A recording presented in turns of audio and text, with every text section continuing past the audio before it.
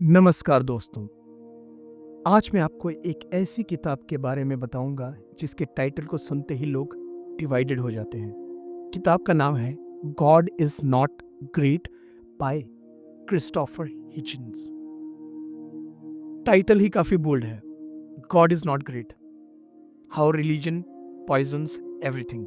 यानी भगवान महान नहीं है, धर्म हर चीज को जहरीला बना देता है। ऑथर एक ब्रिटिश अमेरिकन जर्नलिस्ट, क्रिटिक और डिबेटर थे। उनकी आइडेंटिटी थी फियरलेस इंटेलेक्चुअल। उन्होंने पॉलिटिक्स, लिटरेचर और सोसाइटी के बारे में लिखा, लेकिन उनकी सबसे कंट्रोवर्शियल और पॉपुलर किताब यही है। इस किताब में उन्होंने डायरेक्टली चैलेंज किया है उस बिलीफ सिस्टम को जिसमें लोग ब्लाइंडली फेथ रखते हैं। वो कहते हैं रिलीजन इंसान को फ्रीडम नहीं देता बल्कि उसे स्लेव बनाता है। रिलीजन साइंस और नॉलेज का सबसे बड़ा एनिमी है।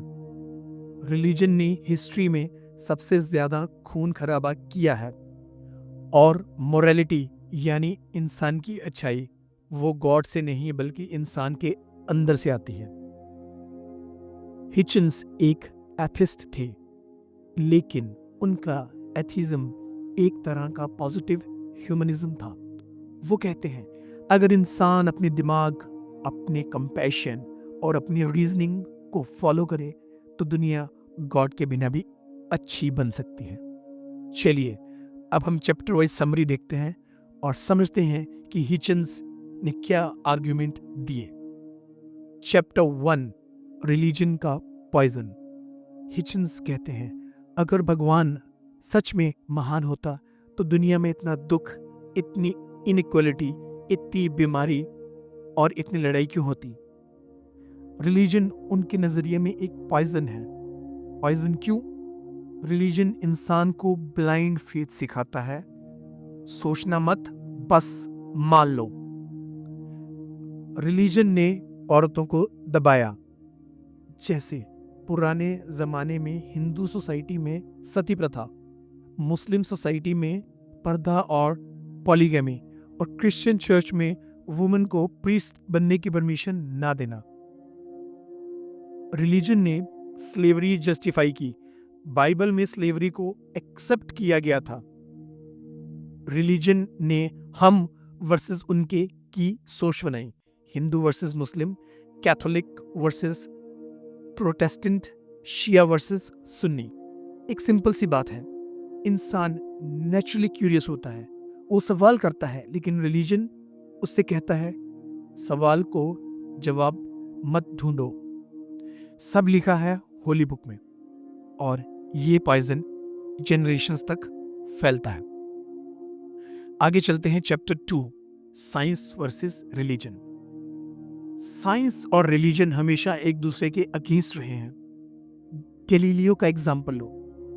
गैलीलियो ने कहा था अर्थ घूमती है सन के अराउंड, लेकिन चर्च ने बोला बाइबल के हिसाब से अर्थ सेंटर है, तो गैलीलियो गलत है। उसे टॉर्चर किया गया और उससे अपना स्टेटमेंट वापस लेना पड़ा। डार्विन ने जब थ्योरी ऑफ एवोल्यूशन दी तो क्रिश्चियन लीडर्स ने बोला ये गलत है, गॉड ने इंसान को बनाया है। आज भी अमेरिका में कई लोग कहते हैं अर्थ सिर्फ 6000 साल पुरानी है, क्योंकि बाइबल में जीनोलॉजी के हिसाब से कैलकुलेशन होती है। हिचन्स का एक जबरदस्त कोट है, anything that can be asserted without evidence can be dismissed without evidence. मतलब जो बात बिना प्रूफ के बोली गई उसे बिना प्रूफ के इग्नोर भी किया जा सकता है।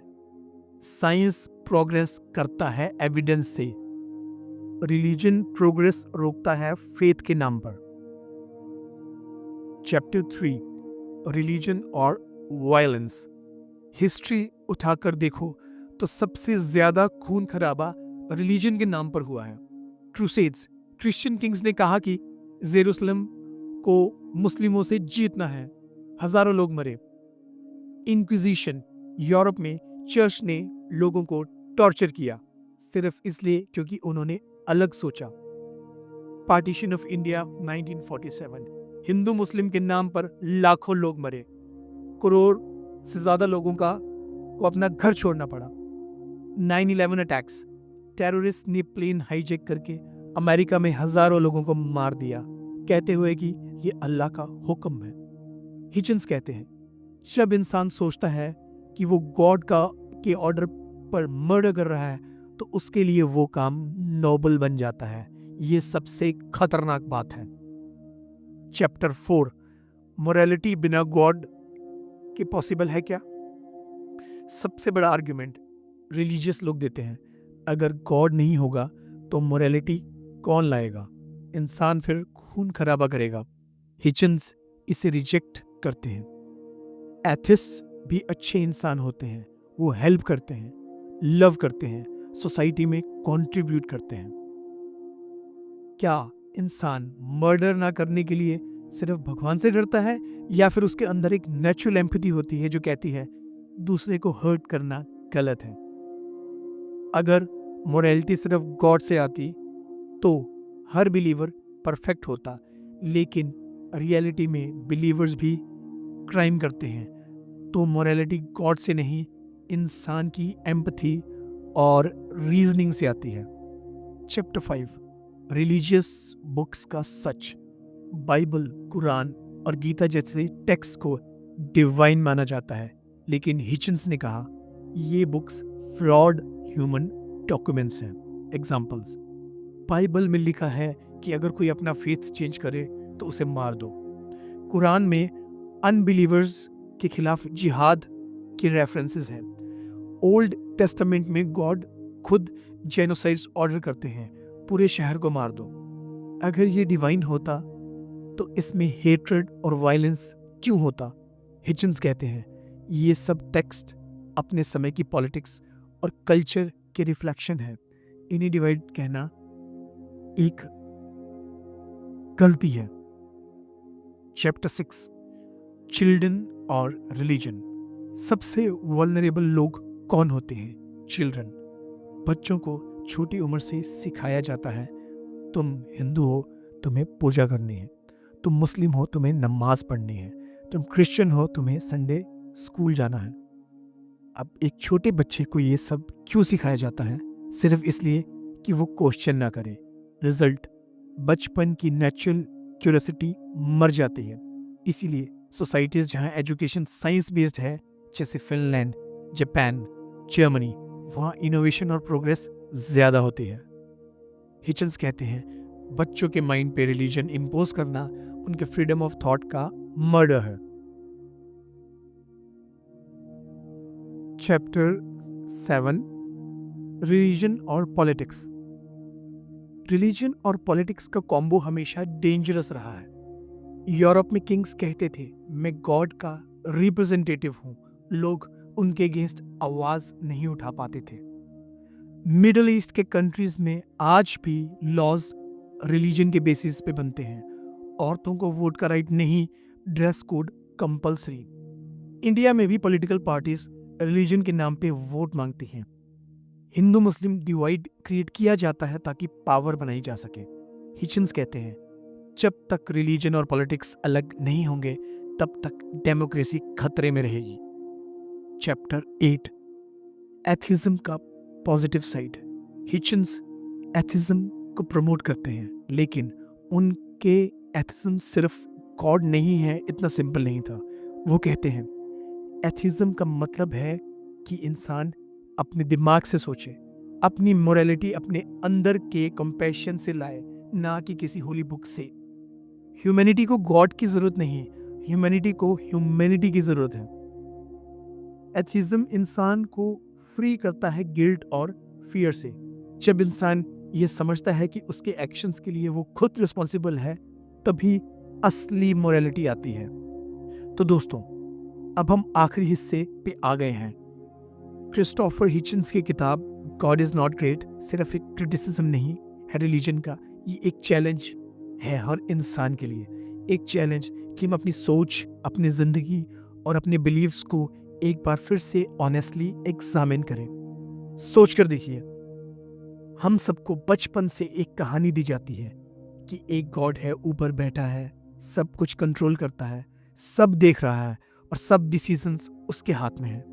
अगर आप अच्छे हो तो आपको स्वर्ग मिलेगा, बुरे हो तो नर्क।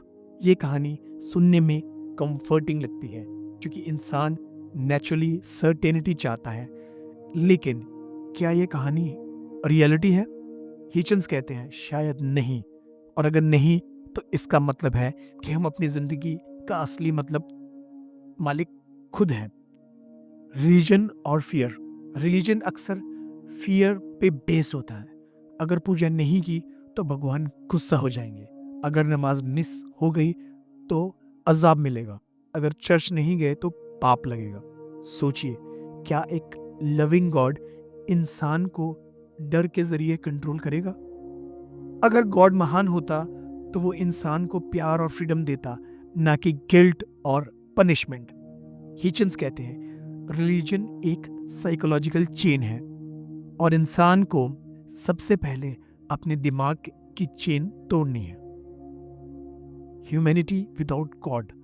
अब एक बड़ा सवाल, अगर गॉड नहीं है तो फिर मोरालिटी का सोर्स क्या है? हिचन्स का जवाब क्लियर है, मोरालिटी इंसान के अंदर से आती है। जब आप एक बच्चे को गिरते देखते हो और उसे उठा लेते हो, क्या आप इसलिए करते हो कि कहीं भगवान देख ना रहे हो? नहीं, आप करते हो क्योंकि आप इंसान हो, आपके अंदर एम्पैथी है।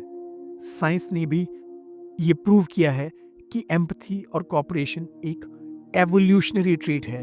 इंसान सरवाइव ही तब कर पाया जब उसने अपने ट्राइब के मेंबर्स की हेल्प की।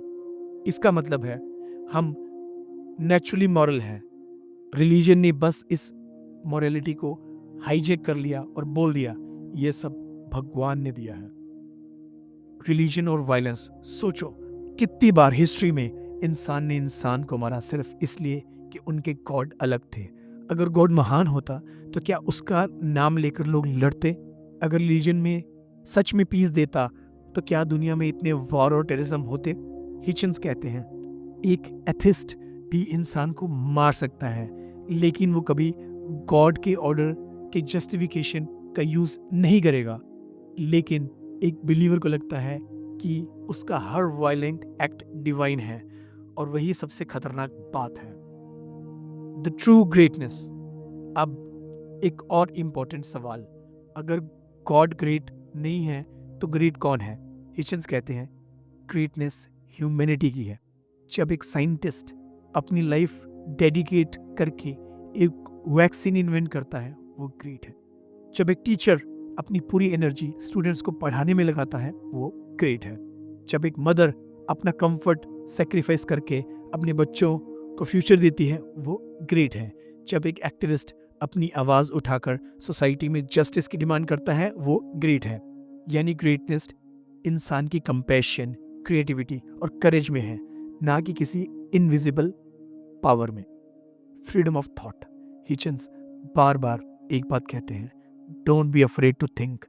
रिलीजन इंसान से सबसे पहले यही फ्रीडम छीन लेता है, थिंकिंग की फ्रीडम। इमेजिन करो, अगर गैलीलियो, न्यूटन, डार्विन, आइंस्टाइन सबने चर्च की बात ब्लाइंडली मान ली होती तो आज हम कहाँ होते?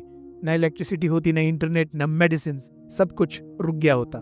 इसलिए हिचन्स कहते हैं हर इंसान को अपना दिमाग यूज करना चाहिए, क्वेश्चन करना चाहिए, और अगर जवाब अनकंफर्टेबल भी हो तो भी सच का सामना करना चाहिए। A better world. एक ऐसी दुनिया इमेजिन करो जहां लोग अपने रिलीजन के नाम पे डिवाइड नहीं होते, जहां टेम्पल, मॉस्क, चर्चेस एक दूसरे के खिलाफ ना खड़े हों, बल्कि सिर्फ एक कल्चरल स्पेस की तरह हों, जहां एक इंसान को दूसरे इंसान से सिर्फ इंसान होने की वजह से रिस्पेक्ट मिलती हो। ऐसी दुनिया तभी पॉसिबल है जब हम रिलीजन के पॉइजन को पीछे छोड़कर ह्यूमैनिटी को अपनाएं। तो दोस्तों, गॉड इज नॉट ग्रेट का एसेंस ये है, भगवान महान नहीं है लेकिन इंसान हो सकता है। रिलीजन ने ज्यादा दुख दिए हैं, लेकिन ह्यूमैनिटी हैप्पीनेस क्रिएट कर सकती है। ब्लाइंड फेथ ने प्रोग्रेस रोका है, लेकिन रीजन और साइंस ने दुनिया को आगे बढ़ाया है।